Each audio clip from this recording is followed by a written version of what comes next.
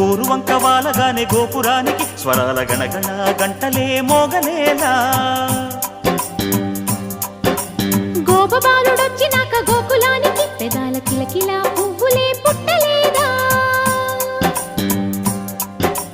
బాలకృష్ణుడొచ్చినప్పుడే వయ్యారి నందనాలు నాట్యమాడగా వారసుణ్ణి చూసినప్పుడే వరాల వాంఛలన్నీ పల్లవించగా నందుడి